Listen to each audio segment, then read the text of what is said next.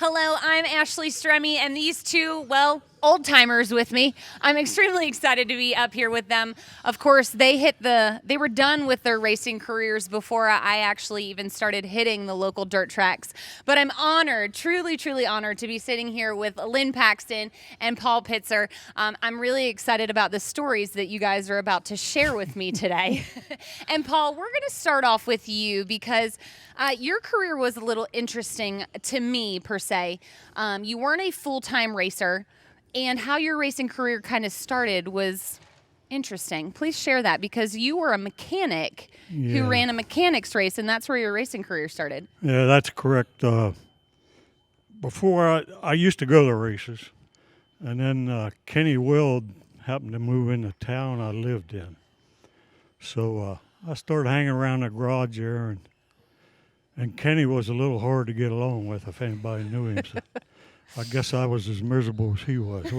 We got along with each other pretty good, and then it progressed. I traveled with Kenny for maybe 2-3 years, and then he drove for out in Bedford, Don Rice. And we kept having head gasket trouble in his Ford. Don Rice had a Ford dealership. So it was an Easter Sunday. So my wife said, "You're not going with him to the races today." So Monday I went up, and he said, "Well, I won last night." I said, "You did?" He said, "Yeah," but he said it wasn't exactly right. The head gaskets went out in the car the night before, so he worked all night and changed the motor over to a Chevy. Oh. So he won the race, and I said, "Well, what did Don think about that?" He said, "Well, I didn't tell him yet. I don't know how I'm going to tell him." Well, I said, "Don't look at me. I'm not telling him."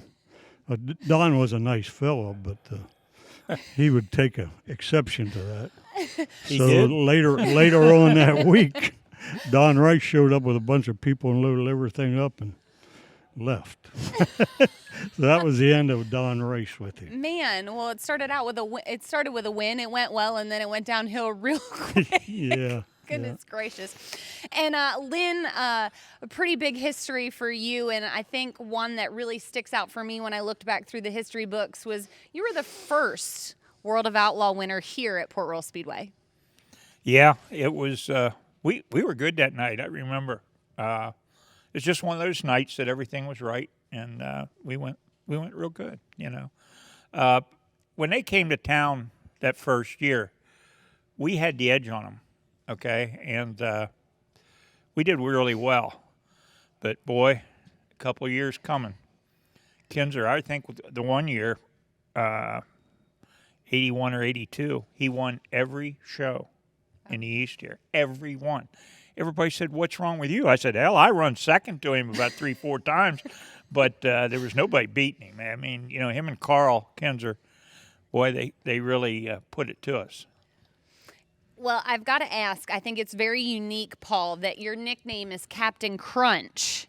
And I've been told that someone over here is the one who gave you that nickname. I don't know who wants to tell this story, but maybe you both should give your own side of the story.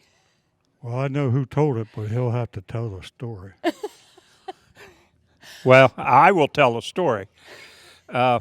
Pitts goes hard, real hard. And I remember, I think Penn Nashville was one of them. He got in the wall real hard, broke a knee. And down at East Windsor, got in the wall real hard. You remember that one? No. Okay. Well, anyhow, after a couple of those bell ringers, I said, "What's Captain Crunch doing?" And it stuck, you know. And I'm sorry to say I did hang that on him a lot of years ago. He said that to Kenny Weld. That's who he said it to. Your buddy, your other buddy. Yeah. Well, we all had nicknames Sure. for everybody. And the problem was I was always, well, it's like Bobby Allen. Scruffy, I gave him that. Okay. And that's stuck forever. Yeah, so still today. you know, it's what happens when you forget a name. So you just hang a name on them, There and you go. it's simple. So what's your nickname, Lynn? Flaps. And we'll figure out why that's his nickname. Well, here in I'm just a just minute. telling you, No. that was one of the many, but some of them you can't say here. Right, but, absolutely. But, it was, it was all fun and games. That's all it was. I love it. So where did where the two of you become friends or enemies per se on the racetrack? No, there was no okay. enemies. Good. Kenny, we were never enemies. no, Kenny, when Kenny first came in here with Pappy Weld, they used my garage and they stayed with us. So over the years, Kenny and I and the Weld family got to be real friendly. And when he came on to help Kenny, Kenny and I were always very good friends. Is that how you see the story too, Paul? Yeah, okay, that's just checking. correct. Paul, there's a fascinating story that I came across this week while doing my homework on the two of you, and I'd really like you to tell the story. It was your first USAC race. And, go ahead. I'll let you go.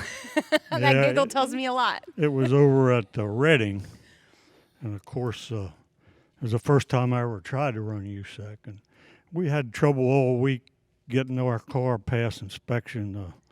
Ronnie Trevis had some trick stuff on it that they didn't appreciate, but finally they agreed to let me run. But back then you had to get a temporary permit from them. So I walked up to the sign-in gate at Reading, and I still remember the guy's name. It was Don Bright.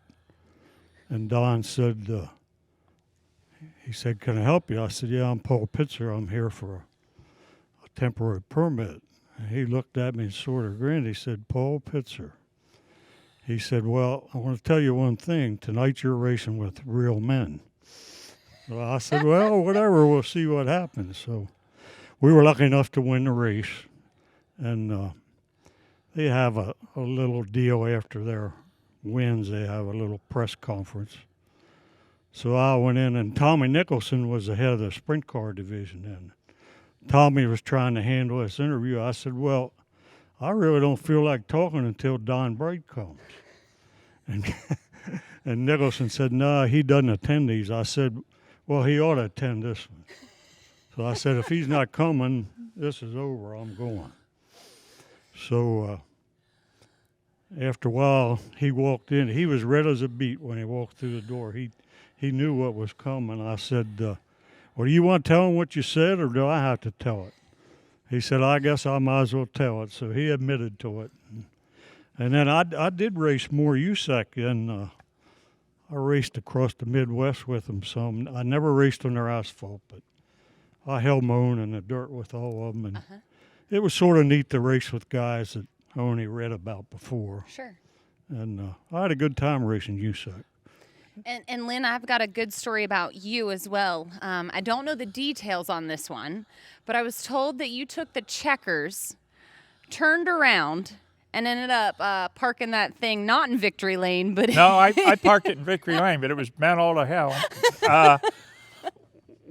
Yeah, I was driving for Reese Smith. It was a Ford-powered thing.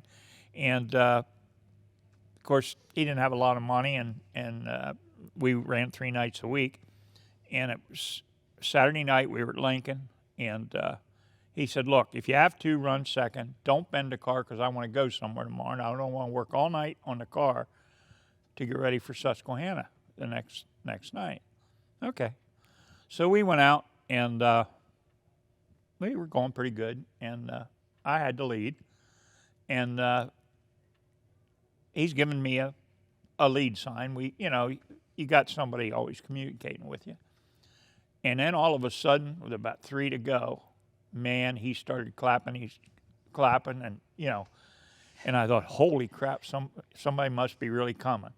So, boy, I hit my marks those last 3 laps, and I came down to take the checkered, and I wanted to see who was really on me. So, right at the checkered, I turned around to look. There wasn't anybody in the same straightaway with me. When I saw that, it kind of relaxed, but I still had my foot in the loud pedal. I turned around. I got in the first turn after the checker, got in too far, stuffed it in the wall, bent the front axle, Now, I did bring it around, but at the victory celebration picture, I'm standing there holding the trophy, and Smitty's in the back. I could read his mind. He's back there with his hands on his hip looking at the other side of the car. So I worked all night with him to get the thing ready for Southern. That's a true story. I absolutely love it. And that's what the history of our sport was built on, those good times. And I've talked about it, the passion in this sport and the family oriented, just how deep rooted it truly is. And with you guys, it's been a complete blast to hear the two of you just chat and tell old stories. And Paul, I want you to tell your most memorable moment of Lynn here and vice versa.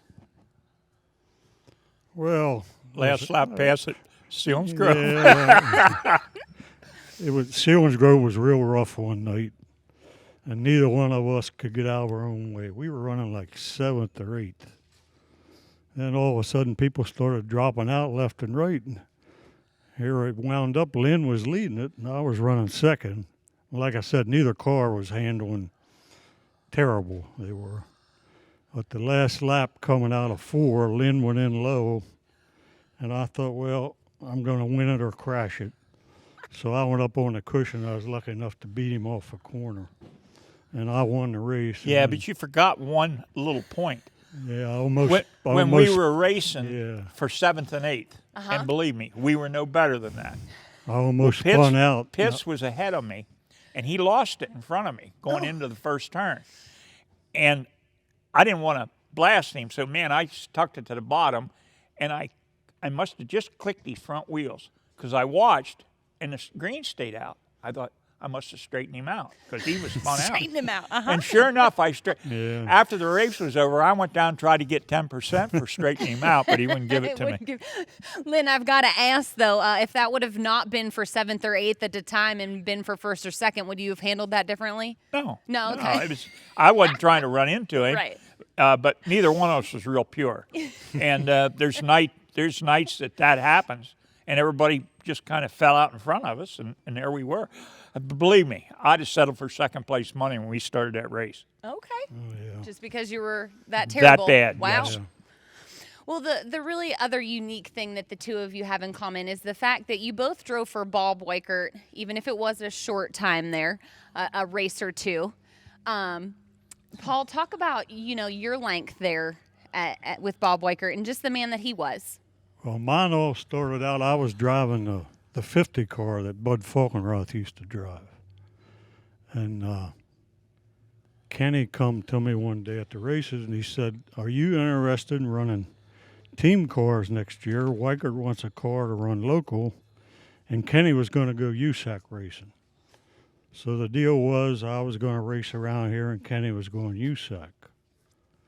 So I talked to Mike Gertison that owned the 50.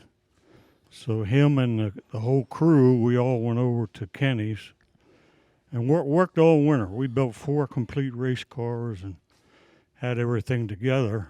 And then for some reason, and to this day, I don't know why, Kenny never went USAC. Well, then the first race out was at Lincoln, and everybody was there because it was the first race of the year. Mm-hmm. And I won that race, and Kenny ran second. So back in the garage, he said, I wanted to run 1 and 2, but that's not quite the way I had that figured. I love it. That's good stuff. And Lynn, did you have a race or two with Bob? Only 2. 2, okay. Yeah, and it had nothing to do. Actually, the one was kind of interesting and involved Pitzer. He was running a 1 car, and they had a small motors, the 312s, and Pitzer can get blood out of a turnip. I mean, he'll Yep, if it's he can there, get it done. he'll get it. And if he wasn't getting it, there was nobody. He quit him, okay? And we all knew that the car just didn't go. So the next Friday night, for some reason, I didn't have a ride, and I was kind of hiding because I knew that I would get tapped. Well, they found me, and I said, well, I don't have my stuff along. They borrowed a uniform for me, and they borrowed a helmet for me. So I ran his car. Uh-huh. And, man, the thing, it just was down on power. It just didn't go. I think I run 6th.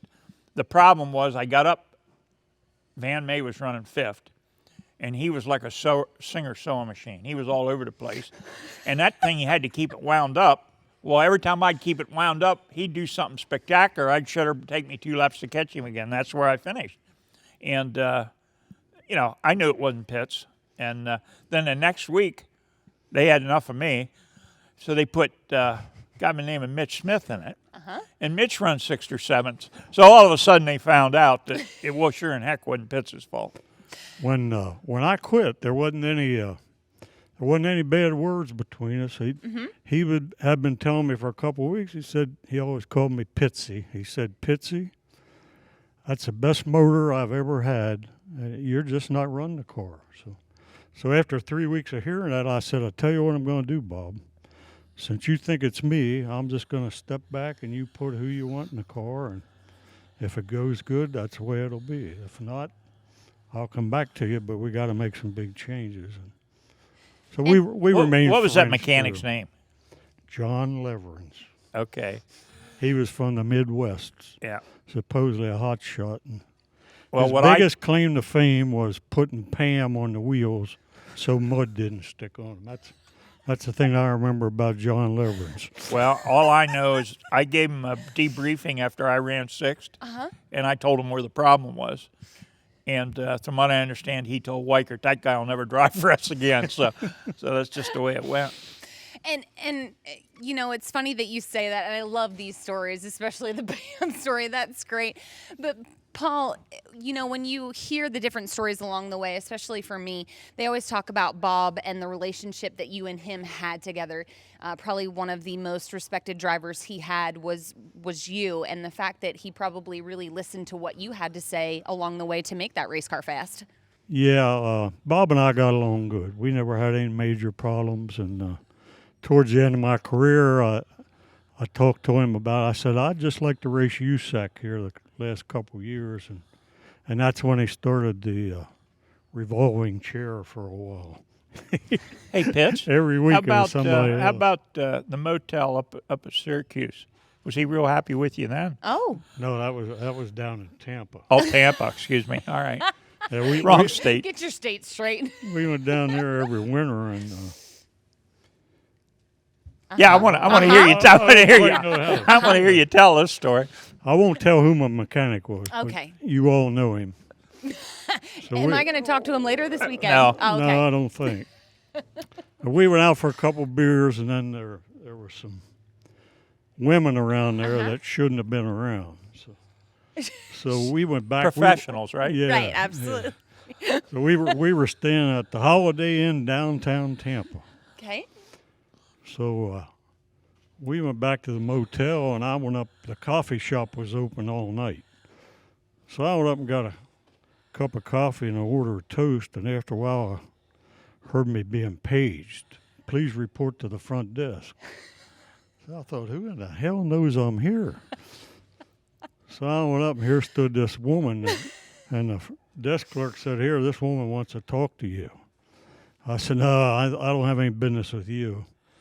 And then I thought a little bit. I said, "Listen, if you want to make a quick $20 and you don't have to do too much for it, I got a little job for you." So we went to Bob's room, and this woman went with me. I said, "Now, I'm going to tell you, you're probably going to hear some words you never heard," but she said, "Honey, I heard it all." So I knocked on Bob's door. I said, "Hey, Bob, we got trouble." It's like 1:30, 1:45 in the morning. I said, "We got trouble we got to fix up." He come to the door. I pushed her in and pulled the door shut. Well, I could hear him swearing and carrying on. So the woman finally got out of there, and I gave her $20. And the next morning at 5:30, Bob's rapping on my door. He said, "Come on, we're packing up and going home." So I thought we were going home, but he got over it. But that's one of the many stories of Bob. So is there another one you can share? Because that's fantastic. Come on, Lynn, I got join a in. good one. The flaps over here. We were running Chillicothe, Ohio, I think, all-star race. And I think there was 3 of us went out from Pennsylvania. I think it was Kramer, Pitts, and myself. And we were out there, and Pitts had a real good job, and sometimes his racing got him in a little trouble with his jobs. So they told him if he didn't make it, for work the next day, that he could be in jeopardy.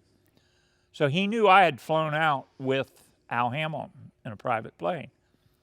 And we had talked about flying him back home. That way his wife could pick him up. He could get a couple hours sleep and make it to work. Make a lot of sense. Yeah. So we went out and we're racing. Kramer's leading it. I'm second. Pitzer's third. I don't remember who I was driving for. It could have been, it doesn't matter. But I believe Kramer was running for Hamilton, I believe. Yeah, I think. Well, I wasn't quite good enough to put any heat on Kramer, and he was putting a lot of heat on me. And, I mean, this went on for quite a few laps. I didn't make any mistakes. It was a tough place to pass. You had to get bottom position. And, I felt bad because I couldn't get him, but he was better than I was, and maybe he could have. But I fought on, and I run second. He run third, okay? So we come in, and I didn't feel real good about it, okay? So I figured, well, I'm going to go down and talk to him. So I went down, and Pitts was there, and I didn't know he had just got reamed pretty good. And he saw me coming, and he gave me that, maybe you want to go somewhere else. I wasn't smart enough to do that either. Well, I want to tell you what. He called me, Bob Weichert called me everything but a white man. You come and so, blah, blah, blah, blah, blah. You know, we should have won that race, blah, blah. Oh, he just chewed me up one side and down the other. And he was right. I mean, Sure. I understood. Kind of accept it then. But yeah. I wasn't going to roll over and play dead. That's just the way it was. And Pitts and I, we never had a problem. Yeah, we didn't have any trouble with it. We raced. We weren't going to move anybody over to pass. We raced each other the You're a same way. gentleman. Absolutely. It'd have been a different story if it had been Kramer. Yeah. I was going to say that. I'd have won that race. He said he'd move Kramer over I'd have won in a that half race, a lap. I guarantee you. But the funny part of it was, now, I'm getting chewed out. He got chewed out. And 5 minutes later, Hamilton said we needed somebody to take us over to the airport to get Catch in a the flight. plane. Yep. Well, guess who had to take us over? Bob Weichert. He said, we asked him after he just chewed us both out. He said, oh, you son of a, he said it real nice. Okay, I'll take you over. That's the way he was, okay? Now, that's just part of the story. Oh, jeez. Okay? No, he's pretty brave. I never seen him scared of anything.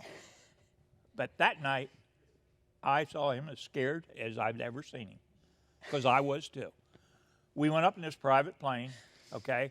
We got up there, and there's a pilot, I think, Pitts, I think you were co-pilot. I was sitting up front with a pilot. And Alan, I think, were in the back seats. And we got up there, we flew over the racetrack, beautiful, cars leaving and stuff. And then we turned, headed back east, and we're looking around, and all of a sudden up there it looks like World War III going on over there, lightning and thunder, and then over there. And, the pilot, he's here. Next thing we knew, that plane's going up and down, hail hitting it. We made eye contact up there. I'll tell you what, he had the fear of God in his eyes, and I'm sure I did too. Now, we got home all right. That pilot landed that thing, and he said, boys, I didn't think we were going to make it. If he just said that upstairs, they'd have had two pairs of shorts to clean, his and mine. That's a true story. Yeah. And you talk about Bob, and I've got to just keep on this story because I heard, Paul, that there's a story about the grandstands with him and another woman who, go ahead. That was Penn National. Yes. Anybody knows Bob knows he had a way of working a lot of people. So him and Winnie, his wife, were sitting in the grandstands, and two big, heavy women were sitting behind him. And they hated Kenny and I. I mean, they said it went on the whole race. All they talked about, dirty bastards. So Kenny won, and I ran second. So when the race was over, Bob stood up and turned around and said, honey, can you go along and help me carry this money out to my car? And her response? I didn't hear that. Bob Weichert was the Muhammad Ali of race car owners. After a race was over, he'd get up and say, we only had the little motor in tonight, or we only ran 7 cylinders tonight. Next week, and if you'd see him afterwards, he'd give you a wink. He would incite the fans. Of course, if you were paying money to see their car win, when they were back next week. But what he incited were the other people. They paid their money just to see him get beat. Yeah. And he was great at that. He was really good. And Lynn, I'm glad you said that. What do you think? I mean, obviously he talked the talk, but he also was able to walk it. He had very good guys to be able to back that. But what do you think really solidified what that 29 car did week in and week out? Well, the car was a top runner the whole time it was here. It had its ups and downs, just like we all do. But Weichert was so good for racing. I've had people come up and say, well, racing would be a lot better without the Weicherts and the Hamiltons. I said, why do you say that? Well, they win all the races. I said, well, if you're going to take the 29 out of there, then you got to take these other 7 cars out. Well, why? I said, the food chain. They, Bob's the type of guy, if they got something used, it went to somebody else. Yeah. And if somebody needed something to race, he'd give it to them. He had a heart of gold. And I know we were competitors, tough competitors. But they didn't want to beat you because you broke. They'd give you anything they had in the trailer. Yeah. And then they wanted to beat you after they lent you apart. And that was Bob. He's a very competitive person. And that's still what's, again, so cool about our sport is it's still kind of that way. Sure, there's your tiffs along the way, and that's what makes the rivalry so great in the sport. And, Paul, who was probably your biggest rivalry across the country when you were racing back in the day? Well, probably Lynn and Mitch. Of course, Mitch, he was sort of my style man. But I would say they were the 2 toughest. Now, Usac was probably Gary Bentonhausen, and Lee Kunzman was racing in, and Bruce Walkup. But Pancho Carter, for some reason, took a liking to me, so we always pitted beside Pancho, and then Gary Bentonhausen's brother, Merle, he lost an arm. I think it was in an Indy car, wasn't it? I think so. He lost an arm. He had a hook on, but he was the Goodyear distributor for the Usac races there. He brought a trailer and Goodyear tires, and he took a liking to me too. And we got the bull jiving back and forth. And one time it was Terre Haute. He come up to me and said, "When nobody's looking, roll me a 14-inch wide wheel down there and walk away, and I have something for you." So Gary Bentonhausen, being the man he was, he got a lot of test tires out of Goodyear. So Merle started feeding them to me. Well,